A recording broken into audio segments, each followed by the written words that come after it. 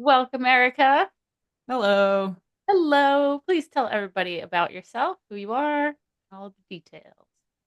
I'm Erika Osterhout. I play bass in a lot of bands. I do a lot of session work, but I do have my own bands, mostly focused in like extreme metal, mostly death metal.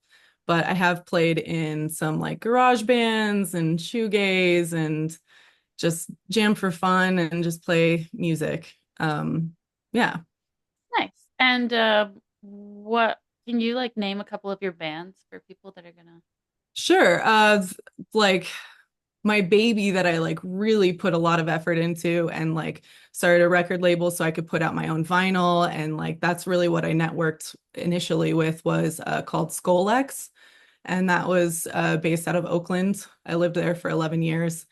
So that's like kind of where all of my motivation started. And then I was in a band called Necrosic with Eric Cutler from Autopsy and Charlie from he plays drums in Incantation now and has Ascended Dead and a bunch of other stuff like that. I also have my own band called Chthonic Deity.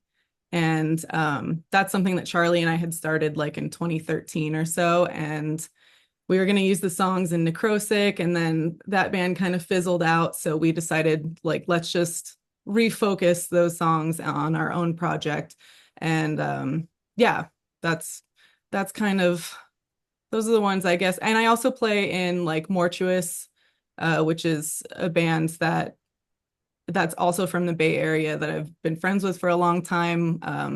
They put out a split with my old band Skolex, and so like uh almost 2 years ago, they kind of asked me if I wanted to replace the bass player that they had. So I got to join in on that. So that's kind of what I've been touring with a lot lately. Busy, busy, busy. I could go on and on. That's great. And it's very Stevie Nicks of you to have your own label.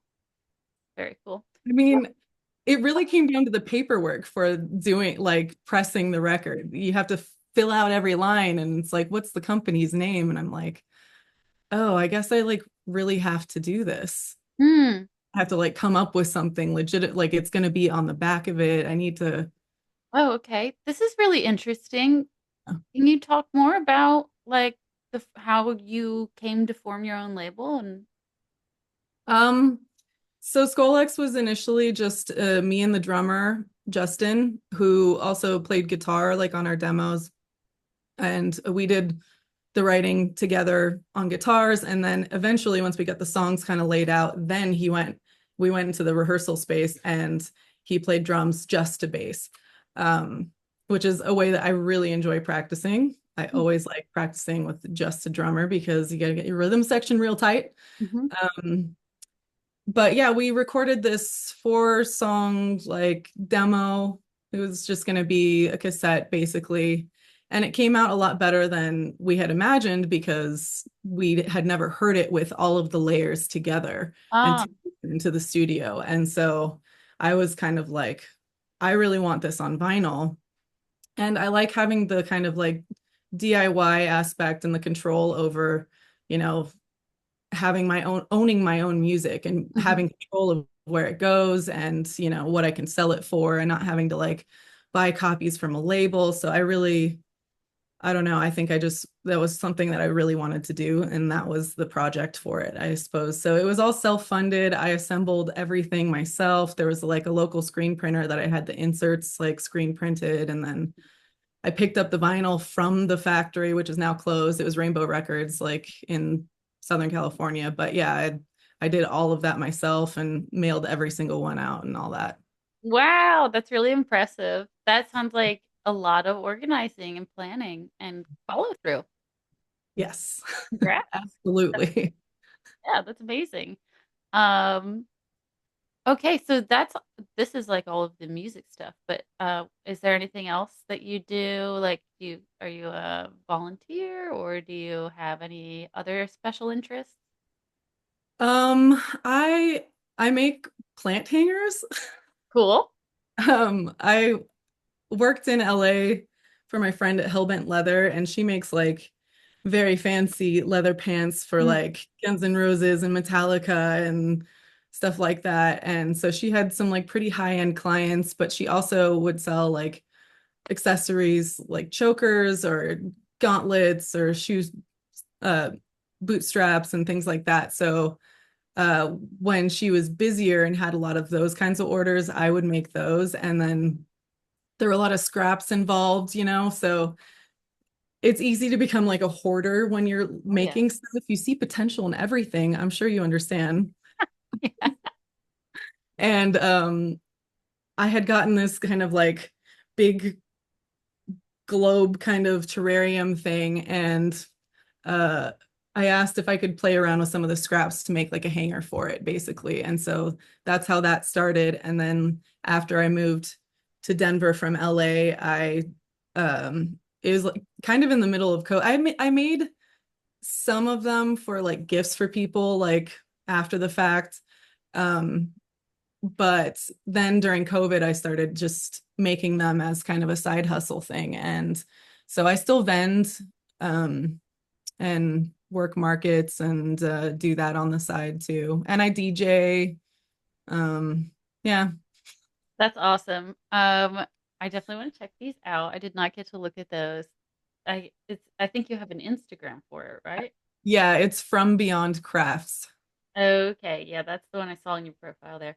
Okay, I'm excited to look at those. I love the idea of heavy metal plant hangers. I feel like there is, I mean, Colorado has to be the perfect market. But anyway, uh, when did you first realize that you loved rock and metal music and you wanted to create more of it? Um, I definitely listened to like a lot of music as a kid, on the radio. And when my brother and I would visit my dad because my parents were separated since I was like 3. So we would drive back and forth from San Diego to LA. And when we were at his house, we would walk to this record store that was like 2 blocks away or something, and he would let us pick out a cassette and we could take it home. And I remember, he was a fan of like Electric Light Orchestra, and like he liked some like rock stuff. But my brother got like a Metallica tape and a Green Jello tape, or Green Jelly, as they got renamed. But those were kind of the ones that I got to listen to repeatedly because we get to play our own picks. I picked like Tina Turner and Madonna and stuff, and then Ricky Nelson and the Everly Brothers. Those were also influential on me. But yeah, I think my brother kind of like introduced like a heavier element, and then also my dad had cable, so we could see MTV. So Beavis and Butthead and Headbangers Ball, like quite honestly, like really like made everything branch out and exposed me to more things. Yeah, that's interesting. I wonder how many people like were able to find the music they fell in love with through Headbangers Ball, Beavis and Butthead, like MTV. I guess like a whole generation of people. And I wonder like what will be like what marks it now. Is it going to be like Spotify? I know for me, Pandora Radio. Do you remember that? Yeah. It was like that really helped me find a lot more music similar to what I liked. But Spotify doesn't do that. Everything feels very purchased. Like all of Yeah. it's purchased. It's like I don't know, labels maybe paying Yeah. for their releases and then it doesn't resonate with anyone because it's just an ad. It's not really like related to what they're interested in Yeah. and stuff. It's kind of like the snake that eats itself. Same thing with AI and ChatGPT right now. It's like I was on Pinterest, saved me some pictures, and then I needed a coat, and I went and I like typed in like uh, you know, whatever kind of coat I was looking for, and it found the most perfect coat. It was like, where did how did the first result be this perfect? And I realized it was because I kept looking at coats on Pinterest. And I thought, oh, here we go. So they're going to use our data to personalize our ads, which means we're actually going to spend less time looking at ads and less time shopping because they're going to give us what we actually want. So it will be the snake that eats itself. Yeah. Yeah. Ouroboros. We love that. And Yeah. so, if your music were a movie soundtrack, what would the movie be about? Oh, yeah. I guess like I initially just immediately gravitate towards like sci-fi horror. My like the Skull X record was called Torn from Beyond. It was like a guy getting sucked into a vortex, and all the lyrics were very much about like H.P. Lovecraft and stuff like that. One of my favorite movies of all time is Life Force. Hmm. And that, if you haven't seen that, it's like from the mid 80s, is I think it's 1985. It's a Tobe Hooper film, but it has this like gorgeous alien. It's actually based on a book called Space Vampires, and basically like they need to like suck your energy to like live. Hmm. And but the movie is like very visually appealing to me, and there's this like gorgeous alien that takes on, human life form as like uh this ship's captain's like ideal woman basically, and she's just like walking around naked, like just entrancing everyone, and then sucking the life out of them. Hmm. uh but I've written like maybe like four songs about that movie specifically. Oh, okay. I'm gonna Very definitely look for it. inspiring. Yeah. I mean, she sounds divine. Yes, Matilda May, she's gorge. I love that. Like dangerous, femme fatale, goddess of love, and she will be taking tidings. Yeah, yeah, I Patrick could see Stewart's actually in it oh too, and shit, like, he's hot. yeah, Yeah. dude, there's like kind of like almost a male on male kiss with him when he's being like possessed by her from a Mm. distance. And he's like speaking as if he were her, and come to me, Carlson. And he's like trying to kiss this dude. It's pretty cool. I don't know. I could see why you would write a lot of songs about this film. It sounds really interesting. So now it'll like have a whole new soundtrack, a heavy soundtrack. Um, so a vision board, what three pieces of any band memorabilia of all time would you like to have if you could have anything? Ooh, yeah, this one I was really thinking. I'd probably want one of Susie Quattro's like jumpsuit outfits, because obviously that inspired the Runaways and everyone, Hmm. it's just a pretty like it's a pretty good look. I've never actually tried to do it myself, but I would totally look at it on a wall in my wall on my wall. Hmm. Um, I would probably also take one of Joe Bench's basses from like Bolt Thrower. Hmm. I actually got to meet her, and she uh like I was gawking at her basses. She had like a stand with like three of them on there, and I was kind of just like kneeling because I was back, and I was like looking them up and down, and she's like, you can pick one up and play it if you want. And I was just like, forbidden. Like, I'm not worthy.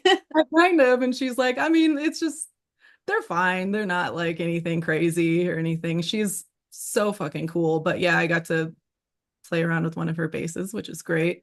So I'd like to keep one for me. And then like also selfishly, I'd probably want there's this picture of John Entwistle from like the late 70s that he has like, you know, all of his basses in this room, and it's like a ridiculous amount. And I would totally maybe just take that all as one grouping. Hmm. Yeah, the collection. Yeah. Yeah. I would like his collection of basses and gear. Wow. I love this. And Susie Quattro, yeah, she in her jumpsuit, she said they were actually great as stage wear because they stayed in place. She could like jump all around and they weren't moving. She had in like I think the year was 1975 when she was on the cover of Rolling Stones, same year that the Runaways were founded, and so obviously very direct influence there. And uh forgot what I was gonna say.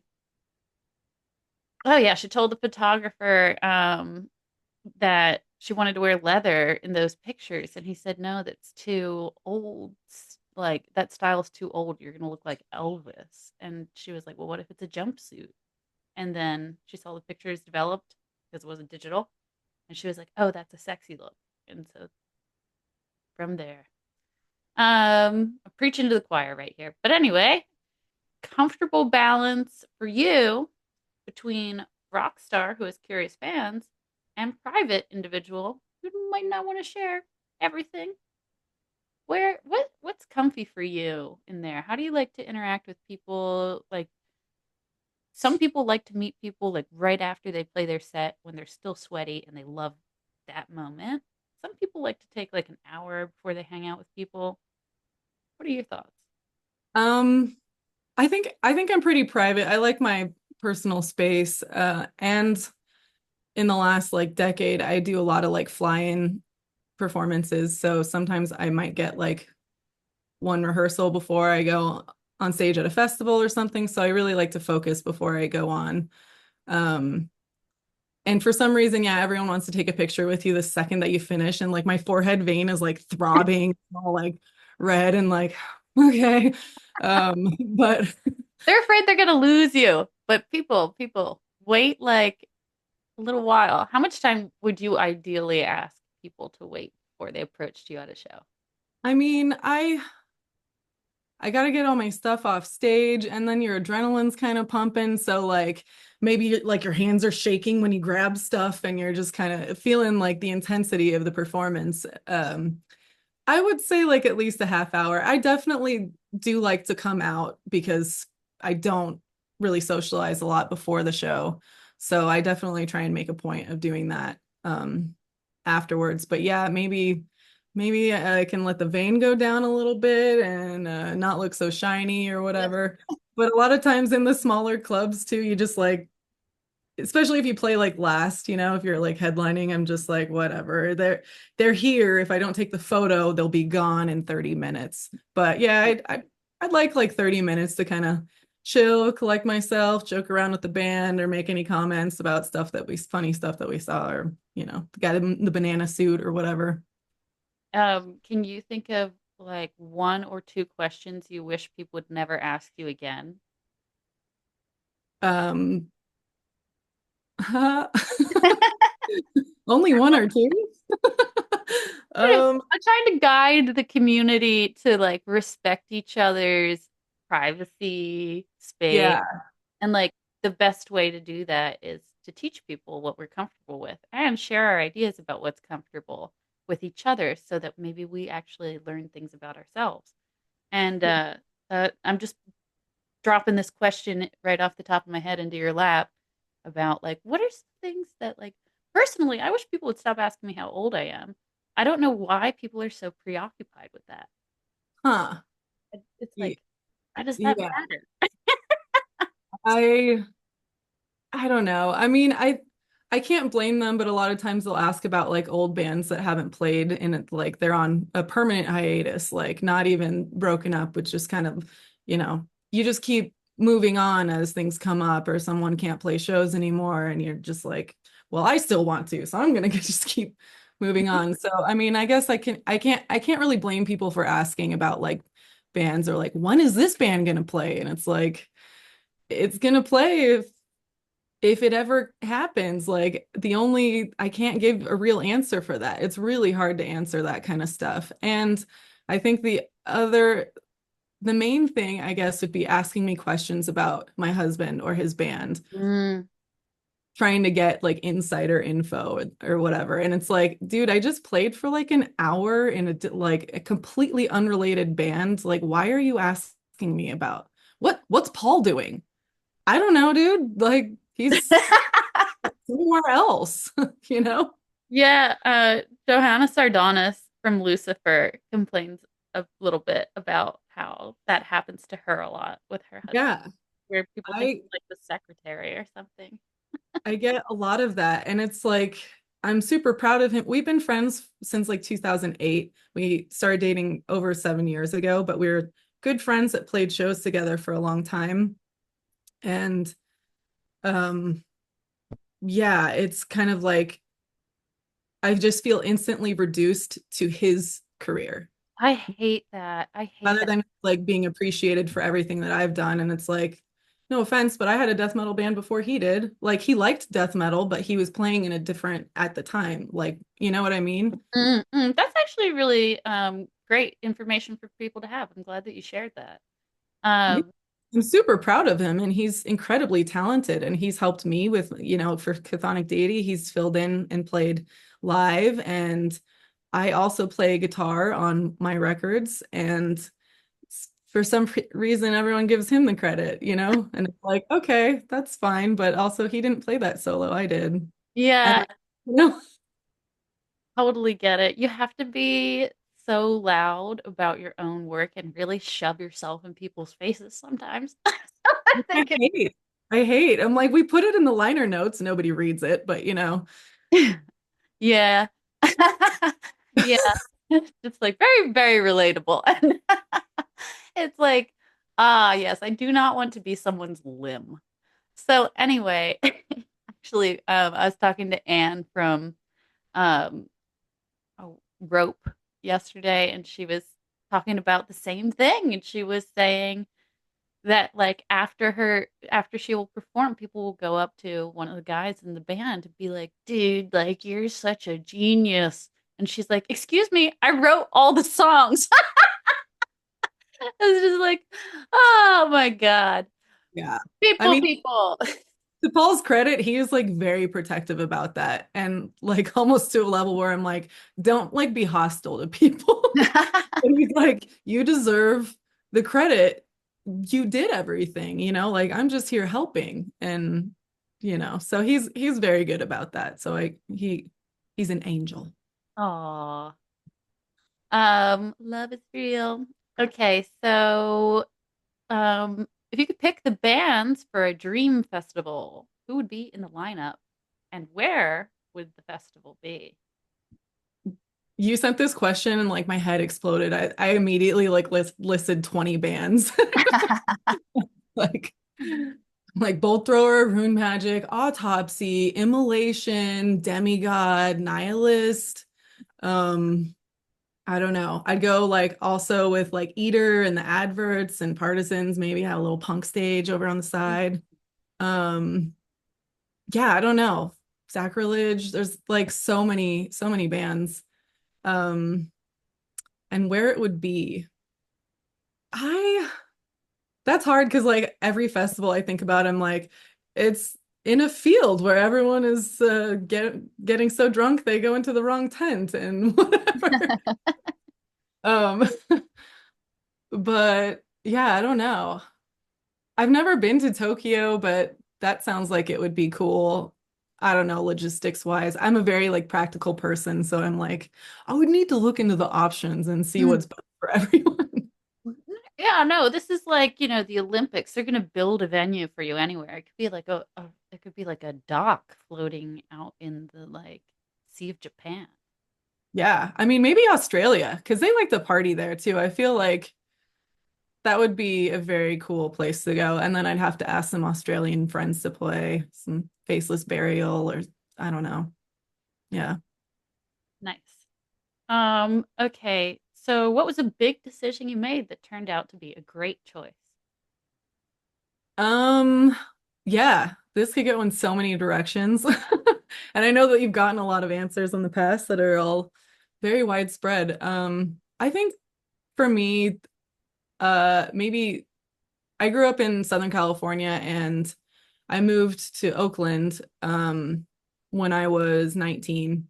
So I think that that was a really good, important move for me because musically and socially, San Diego wasn't really cutting it. Like I had to drive to LA for most shows that were decent. And then it just wasn't very, I don't know. I don't think I would have gone anywhere if I stayed there. Mm. In Oakland, there's just like so much music and people and support, and everyone's jamming with people. Like, I jammed with so many people before I was in an actual band, and it was like just for fun. It's like, oh, it's 1 in the morning. Let's go to the practice space. And then just playing like whatever, coming like writing like a quick demo and then doing nothing with it. Like, Mm. I was jamming with like people I worked with at this brewery that were in this like blues band and stuff. I learned a lot of stuff like just playing with different people too and kind of worked it all into what I was doing. Oh, that's great. Yeah. It's tricky sometimes in like I mean obviously like some localities are better for musicians than others. And so I've definitely gotten that answer before, like move for the music. Mm. And um And I think with like if you're trying to have like an all girls band, probably like the hardest thing to put together because it's like you have to find maybe five, maybe four, maybe more people that all want to play the same style of music and live close enough together to do that. Like that is so hard to do.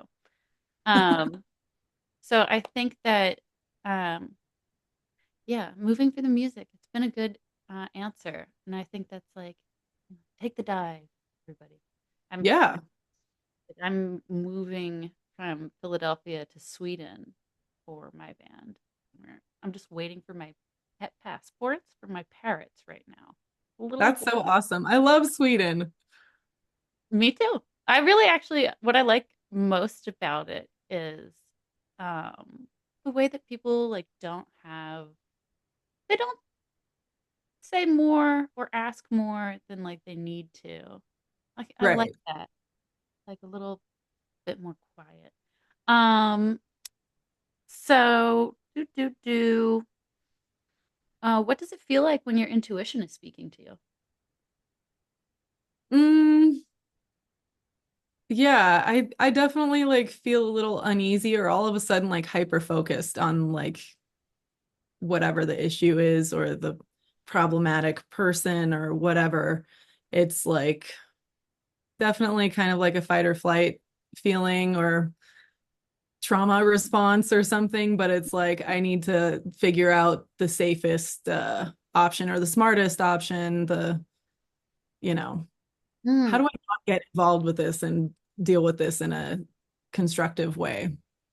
Yeah, I relate to that. That's usually what I do with the feeling as well. I kind of like grab the bull by the horns, like, what am I afraid of? And, or like if I'm having some anxiety, I'll write like a worry list and then like write like one idea on how to address what I'm worried about. And then I feel so much better when I've just like addressed some things. Hmm. Um, but yeah, I think this question, it's like pretty hard to answer. It's hard for me to answer. I think for a lot of people, it's been hard to answer because I think we live in a society that encourages us to be logical and present facts and present evidence. And it's like there's something else that Right. we feel that isn't spoken or read, that's just like older and more ancient. And like, how do we get that back? Because I think that's, listening to yourself and staying more true to your gut. Yeah, I mean, it's definitely, I appreciate my intuition. And even if it's not in like a panic kind of setting where it's like, this person's unsafe, I need to find the exit or whatever. But if Mm, it's just like, it's just a new person in the crowd and someone's going like, oh, they just moved here or something, or I don't know. mm, The intuition's kind of real. And I try and give people chances and see mm. if that kind of fades away. But more times than not, it's like I was right. People people do show you what you can expect and like pretty quickly, I guess. Yeah. I'm also someone that can learn through other people's mistakes. I don't need to get burned That's a to blessing. like, oh yeah, I guess what people said was right. I mean, I don't know. That is a blessing. What's your favorite gear and your favorite stage wear? Oh, my jumpsuit, my leather jumpsuit. Favorite gear. Um, I just got this dark glass amp, which is something that I can like fly Hmm. with, which is it was like a long time coming, really doing like a lot of fly-in gigs. I just have to play on whatever gear is there, Mm, which is typically fine. I can always find like a tone I appreciate, and I have like my go-to pedals that, I know how to manipulate them to make it like my sound.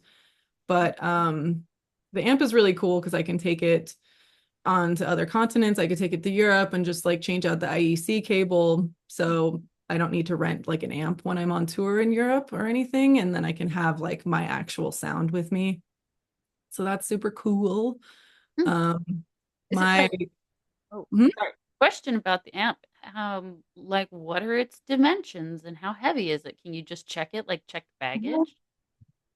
I made a case for it. It's like this is the case. I carried it on, but it's like about it's this big. Oh, okay. Man, this So, is it's so great that you can carry it on because I am very afraid of checking bags dude, and like it's important stuff, you know. yeah, I put air tags in all my stuff. I have like I got a really nice rifle case that because I play, pointy instruments, and especially for basses it's really hard to find like a good case. My last one got like absolutely chewed up by TSA. They Oh, like all of the clasps were just gone. There's like one that was like halfway on and the bass like was untouched inside, but it was like I had like luggage straps and it only came back with one, and then it also lost like they just destroyed it. So I was like, this well, isn't gonna happen. And I looked at like the options on like SKB, and like for the dimensions for like my 84 BC Rich Stealth, I could basically use like this huge like keyboard case, hmm. which was like severely overpriced. I don't know, it was like $600 or something without any foam. And then I found this vault, like Pelican vault, I think it's a V800 case. It's like a dual rifle thing, and it has wheels and it has like Ooh. six like airtight snap things, and it's amazing. And it came with like the foam, and I just like made it all fit, made a little compartment for my pedal board, and another one for my cables, and another one for my straps. So I have like everything in there. It's under 50 pounds. So it like, yeah. Amazing. That's amazing. That sounds like a work of art. Like really. Where do you source your foam? The foam for this case like came from Pelican. So it like, and I can actually order like another piece. So like there's a bottom piece in the case, and then the top one is the one that's cut out. So I could order another one if I wanted to take a different base that Uh, would still fit in there. I could make like basically a second one for the cost of the foam without that having to like another one. uh, excellent tips. Thank you. Yeah. That's great. I sometimes if I'm exhibiting like a painting in another country, I have to bring that thing on the plane too and like or ship it, but I usually just bring it on the plane because there have been nightmares. Um um just I guess like the same thing that happens to people when like TSA does not deliver their guitar to the destination kind of stuff. I've just seen everything happen to people with that. Anyway, I realized that the best way for me to move some of my more three-dimensional work is the same way you would move a guitar. I need to like build foam boxes to Hmm. keep it in place because sometimes my sculptures are made of like wax and stuff, and so it's like very delicate and has to stay right in there. So I'm interested in this for like both moving an instrument and a sculpture. Yes. Um, like now I'm like, wow, what can't foam do? What about stage wear? Stage wear, I don't really dress up very much. Honestly, I wore some cargo pants and a big t-shirt. I don't know. I used to only wear like in the Skolex days, I had this Rune Magic bootleg shirt because I worked at a screen printing shop, and my friend knew it was like one of my favorite bands. So he screen printed like three of them and then reclaimed the screen. But I would wear that, cut the sleeves off, and had like a certain belt buckle or whatever. But I don't really, yeah, I don't really dress up very much. I don't know. I think at one point I kind of like I was trying to get away from being like sexualized, I guess, you know. Mm-hmm. Yeah, I Like, mean, go ahead. Sorry. I mean, especially playing like music that I play, I'm like it's death metal. Like, why I don't really need I don't want clothes like gripping my body or whatever. I want you to listen to this Mm. instead of and that. that also like kind of goes hand in hand with like what we were talking about earlier a little bit. I don't know. Which part? The with like questions people ask or like you know, Mhm. did you write this or tell this person I wrote it. At some point I started feeling like people were paying attention to how I looked more than what I was doing. Mm. And so I guess my reaction to it was, well, now I'm wearing an oversized shirt and fucking cargo pants. So are you listening yet? Basically, you know? Mm. Yeah. It's interesting how people answer this question. Sometimes, like, singers are like, I don't know anything about gear. And I'm like, well, like a gel insole in your shoe so you can jump around is a piece of gear, you Yeah. know? And like, so for stage wear for you, it could be detangler spray.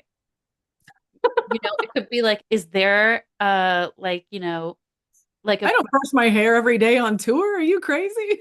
maybe it's like right after your set, like in Japan they have these wonderful like menthol body wipes because it's like how you just sort of stay clean and fresh during a Yeah. humid day there. So like having those available to you right after your set and stuff like that. Yeah, I think those like oil absorbing sheets is a good one for once the sweat actually dries to just quickly because I'm also like I wear makeup, but I'm not going to touch it up after I play. If it's all smeared and messed up looking, it is what it is. Yeah. Yeah, totally get that. Um, well, what about a makeup remover? Because I don't know what I would do without my cellular water. Yeah, I love cellular water. I don't really like fly with it much. I usually just get like the face wipes and Mm. then I also wash my face because the wipes really don't make me feel like very clean still. Yeah, and if you're using the wipes with waterproof eyeliner, then the eyeliner just moves over onto your temples. It never comes off. Yeah. And maybe like an anti-performance thing is never wear sunscreen. You're gonna be sweating. Oh, Big disaster. Okay. So when you hit the inevitable flaming hoop in the circus, like, album art isn't ready, or the van lost a wheel, or your drummer broke their foot, what keeps you, in a positive mindset? um, I think it's important to still have like a reaction to it and maybe not outward or like, oh my God, why did you break your fucking foot? We have to play kind of, but just kind of go through the emotions and then like collect yourself. And it's like mourning whatever happened and then like getting past the grieving stage a little bit. Like you just have to keep going. Um, Also personal, like for me, my husband is a huge support system. He's really able to kind of put things back into perspective or remind me that I have other things coming up. But I think I'm pretty good about picking myself back up or shifting plans. You have to kind of yeah, you have to still make something happen. And if the album art's not ready and it pushes the date, then you just kind of figure out what the actual ETA is and try and try and still get it done. Don't let it just absolutely ruin everything. Um, Reflecting on everything you were talking about with your label before, I think that might like expand your answer to this because like Joan Jett after the Runaways got rejected from 23 labels, so she started her own and signed the Germs and all that kind of stuff. So there's a problem solver, a creative problem solver aspect to how Yeah. you get through these flaming hoops. Yeah. I think I'm definitely used to coming up with solutions. Like I don't want to just I can't be stopped, Joe. Good. That's the attitude. And ultimately your solution to the flaming hoop, your graceful leap through the flaming hoop, like produced an even better result than if the flaming hoop wasn't even there with regard. Yeah. I mean, sometimes it takes more time and it's just about patience, but it's like it is a solution. So as long as something Yeah. pops, you know. I mean, it's a great solution. It's just to make it like you talking about that, it's just making me think, oh, the flaming hoop actually sometimes is a catalyst to like grow in ways that you didn't expect. Mhm. I don't know, it sounds so obvious when I say it like that. You do have to be proactive. I mean, life happens and it's always like an uphill battle. It can be if you look at it like that. But Hmm, yeah. Okay, so what is a performance memory that you'll never forget? this was a funny question too, because I immediately thought of like all of the like train wrecks kind of or the like disappointing ones. Yeah, we there's been some really good stories. Please share a train wreck and a really good one. Ooh, cool. Yeah. Um, train wreck, probably my bandmates will hate me for this, but Mortuous in Turku in Finland. There was just like a couple of guitar issues. We only had one backup guitar and one kind of went out and then the other guitars couldn't really tell what was going on because we had like 5 minutes of a line check basically and they were like go and the microphone's like screaming and we're like what the fuck, it's like can you like fix that before we start, it's like some like festival thing. And yeah, so one guitar broke. I think the springs underneath that were that help like the Floyd Rose bridge, like one of the springs popped off or something. And so yeah, he went and he was trying to get the backup guitar and the other guitarist was kind of like what's going on, and there was a part that was immediately coming up that the guy with the broken guitar usually starts, and so it just kind of stopped, but me and the drummer were like you just keep playing, so even if we pause for that amount of space we're just going to keep going. So the guy came back with the guitar and then he's like, should we start it over? And me and the drummer are like, no, like, I'm not gonna play 2 more minutes of the same, but like next song. And Ah. then the other guitarist broke a string like later on. And then he just went down and went and tried to start like a pit or something. And then I think there was another couple of guitar switches and basically like one of them couldn't get his guitar tuned and he's like okay let's go, and I was like is it ready, and he's like it's all fucked up, and I was like just put it down and sing, let's just fucking end this, like this is the last, let's just stop. So we Um, did one last song with him on vocals, which was very cool, but it was like absolute disaster. And then we had a day off taking the ferry to Stockholm. nice, nice. Just, sit and resonate in the failure a little bit. Yeah. Oh man, you should check out the answer that Riley from Castle Rat gave to that question. Okay. She like she it was like one of their first shows that they played, and she has a costume and it's sexy, and they like didn't know that they were about to play in a biker bar. And she was like we were all in a biker bar in costumes. Anyway, she tells it very well. So I'll just refer you to that episode. What about a good one though? A good one. Yeah, let's try a good one. I think let's see.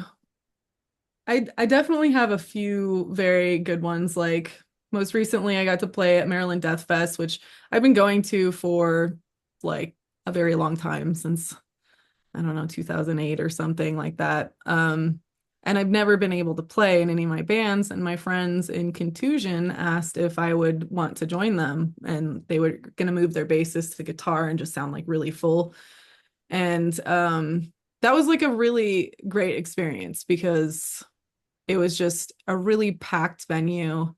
Everyone was super into it. It was really cool. And that was another one of those, like I got like two rehearsals with them and then played in front of a shitload of people kind of things. Yeah, amazing. Maryland Death Fest. I've actually never been. I don't live that far. Baltimore is really easy to get to from Philadelphia. But this year they have a lot of variety in the lineup. They have Unto Others on the lineup. Oh yeah. My husband actually, he was in his first band with the bassist, Brandon, Oh, when they okay. were teenagers. They were like teenagers in this punk band called like SARS or something, and they would wear like gas masks or whatever. So Brandon's a close friend. There's actually like there are many fewer bands than like we perceive because every band is like a composite of other bands. Yes. It's like actually there are like 100 people making all the music. But they're all women. And so anyway, Crazy. yeah, like they're actually writing all the songs.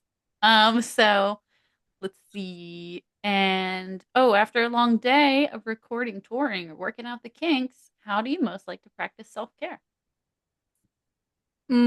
Yeah. I like some spa time, get a massage, go sit in some hot springs or a hot tub. If those aren't accessible, then I like to just veg out. Or, if Paul's not home, if he's on tour when I get back, I like to hang out with some friends and like make dinner and have like a bottle of wine and watch like Drag Race or something, like just catch up about all this stuff, give them all the tour goss, and then get all the stories about what happened while I was gone. I like that. Oh yeah. The tour goss over wine. That does sound like a pretty fun and relaxing end end of a tour, end of a recording day. Do you have Yeah. any new announcements? I mean, not like official announcements, but I do have like a new like project. It's like definitely still in the works. It's kind of been like a long distance endeavor with my friend Luana from Brazil, and she plays in the band Crypta. Mhm. And we are gonna record like our debut single in Philly later this month. Um, Oh, well, you got to tell me when you're in town.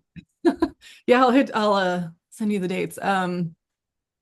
But yeah, we've kind of been sending a lot of material back and forth, and she's on tour like constantly. I think she Mm. played like 200 shows this year or something. Wow. Um, or she's going to. Yeah, it's insane. So I kind of looked up her tour schedule and asked like, do you think it'd be possible to get together afterwards? Do you have something booked immediately after? And she didn't. So we're just gonna try and actually be in the same room at the same time. And Mhm. we're gonna do like a cover, which is fun, and then do one of the songs that we've sent like tracks back and forth for. And then later next year, in between obligations, I'll either go to Brazil or she'll come here and we'll try and like, tighten up the full length material and figure out when we can actually record that. So Mhm. That's exciting. Covers are a really interesting project. Trying My goal this year is like to learn to produce them. They're like kind of like my baby step. And um I was thinking about like the intention of covers and like does where do the covers go and what do they lead to? And so one of my friends has this um solo project that's very unique and he's trying to figure out how to like market it to people and I was like, "Well, who influenced your music?" Enya. Okay. So like cover an Enya song to attract Enya fans. mhm. So, for your choice for the cover, who do you hope to attract? Well, my like influences for writing stuff, I mean, obviously when we say like, oh, this influenced this band, and then you listen to it and you're like, it sounds nothing like it, but it's in your head, it's Mhm. like motivates you or inspires you. Is like early 90s like Finnish death metal and like Scandinavian death metal, basically. So yeah, that's kind of, and Luana's also a big fan of this band. So yeah, I think we were just talking about maybe we should just do a cover for fun because we also haven't actually played in the same room together yet. Mhm, mhm. It's been like a year and a half of doing this stuff long distance. So I think for us it's like a fun thing to kind of just be, I don't know, not take it so seriously, like we have to record this thing and everyone's going to judge us because she has a lot of fans and whatever, and it's for us kind of just Mhm. to have some fun. Awesome. I'm excited for that. So you're recording in Philly at the end of this month. And Mhm. actually, I won't even bother asking that question. Nobody knows when the material comes out. The universe knows because It's not in our hands. there's a lot, there's a lot of things to take into consideration, but it'll be really good for us to have like an official, like fantastically recorded piece of music to kind of go off of and continue to motivate us and try and find a label, or are we going to do the debut ourselves, or Mhm. we have a lot to figure out still, but Yeah, I mean, I think you both have pretty ginormous platforms. So if you self-released, like that would be perfectly successful, I'm sure. Um, where can everybody listen to your music and follow what you do? um I'm not really I'm not terribly active on my social media stuff, but my Instagram is probably the place to figure out if I'm doing something or not, and that's Torn from Beyond. um I have one band account and it hasn't been updated in forever because we aren't doing anything. So I don't really, yeah, I don't know. Um, Music is on Spotify and Apple Music and Bandcamp and, you know, All the all the streaming things. Yeah. platforms. Okay, so now we're gonna end this episode with the final game. It's Okay. this before you already know how to play. I'm gonna hold up two pieces of vinyl, and you'll pick one that you have a question about or you want to share a thought about. Okay. Betty Davis or Mean Mistreated? Oh, I mean, Miss Treater. I know Janice from that. She is awesome. Yeah. I met her in the Bay Area. So um yeah, we've hung out quite a lot over the years. Everybody in that band is super fun to hang out with. Yeah. I had a lot of fun hanging with them at Legions of Metal. Oh Uh, yeah, but yeah, that was good. That was good. Had really good energy last year. There were a lot of, I think that the male to female musician ratio was about 50-50. I mean, I can imagine at like that fest for sure. She also has like an insane voice. It's fucking crazy. Yeah, and they're so fun together on stage. Like they are having a good time. It's like Yeah, not too serious, but it's very well done. totally. Okay, so Burning Witches or Bonnie Tyler? Ooh, this one's hard. I was never really a Bonnie Tyler fan, and I do know like vaguely internet wise, Sonia Anubis used to play in Burning Witches. So like she's really why they became somewhat familiar to me, I guess. But that was years ago at this point. Yeah, and she was also Crypta, right? Yeah. Yeah. She started Crypta with Fernanda and Luana. There are only 100 musicians making all of the music, and all of them are women. It's true. Yeah. Okay, so we're going with Burning Witches for this Yeah. one. Okay. Bonnie Tyler, she should have been in a metal band. That's all. Um, uh, Ooh, Joan Jett. I mean, she's so inspirational for me. Like absolute legend. And I really just always loved her demeanor and her stage presence, and she just looked tough and confident, and like she didn't have an ego. yeah, it's like And songwriting, everyone compared her to Lita Ford, and it's like Lita Ford can like shred for sure, but like songwriting wise, Joan writes very memorable stuff. And I think that that is, for me, what stands out more. yeah, and I have a lot of respect for Lita Ford, but I don't Same. think she's a good singer. Uh, Yeah. I so mean, I mean, a lot of people say the same thing about Joan, but I'm like, she kind of just, I feel like she stepped up out of necessity, and yeah, and then just took it because it's like, why complicate things? I can do this. she she stylized the way she sings so much that it works perfectly fine, I think. Yeah, the later Runaway stuff, I love the songs that she sings on. Yeah. Um, okay. So School or Pat Benatar? Ooh, this is really hard because I love Pat Benatar, but also Girl School is untouchable, unfuckwithable. I'm gonna go with Girl School. Sorry, Pat. Also, my friend Olivia is currently playing bass in Girl School. So, Oh, amazing. I mean, it's been like, I'm so happy for her. This is like her dream come true, basically, you know. Where do you go from there? Well, actually, I kind of think that where you would go would be playing in Demi Lovato's band. That's Oh, that's the next stage up like that chain because Demi Lovato's band is all like cool, very, very cool female metal musicians. yeah.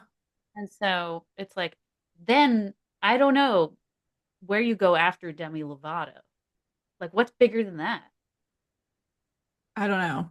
I mean, it's obviously like a totally different thing to play for Girl School or Demi Lovato, but like, the size of the venues and tours and everything that Demi Lovato does is like bigger.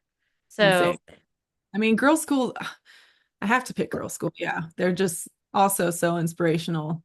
They were just right up there playing with the guys, being like respected by a band that was like they can play. Like don't trip, you know? mhm. All right. And then last one, Tina Turner or Coven? Oh God, you're torturing me. This is so hard. It's It's like, really, what? I tell people it's a really easy game. It's not easy. Oh God. I spent a lot of time listening to Tina Turner, like when I was very young. I I don't know. I don't want to be crucified for this, but I might pick Tina Turner over Coven. I mean, it this would be probably the two hardest for me to pick between, because this Jinx just put something together with Coven that's just a fully fleshed out artistic idea. And then Tina Turner is the queen. And so She's she's the queen. She reinvented herself and she, you know, she's just so inspirational. Like four kids by yourself, 44 years old, and you win your first Grammy. ooh, I got chills right now. I I got know, goose. me too. Me too. It's just like, wow, Tina. Tina doesn't quit. So, yeah. Do you have a favorite Tina Turner song? Um, I don't know, because for me, it was like playing the cassette. I would do this thing at my dad's house. I had to skip it. Do you remember those? Like you put your foot through it and it's like a Oh, yeah, yeah, yeah. just got the ball at the end and you're like Yeah. trying to keep I've rotation. never got good at this. I, I would I would do my skip it and listen to the tapes that I got at Sound Stations at the record store. And I would all of the music that I listened to at a young age, it was never an individual song that I would rewind. I would listen to the entire like Mm. albums, like back to all the way, Hmm. like in complete rotation. It'd probably make someone else go crazy, but I was just like taking it all in and like kind of going with the experience, I guess. Like not that she put out like concept albums or whatever, but I kind of treated music like that regardless. Like they put it in this order for a reason, you know? Yeah, absolutely. Yeah, to bring you like up and down and everything. Um, I have a vinyl of hers from a live performance, and it's like even more fun to listen to than her recorded stuff. Did get to see her live my Ooh, birthday, and I was just like staring at her so crazy. And I was like, she's real. She's real. Oh man, I love Tina Turner. Okay, yeah. so thank you so much for your time today, Erica. Thank you. Yeah, thank you for all of your great insight and wisdom and really, really good answers to everything. Oh, thanks so much. Yeah, you're welcome. Keep in touch. Let me know when you're in town. Okay, well, Bye. bye.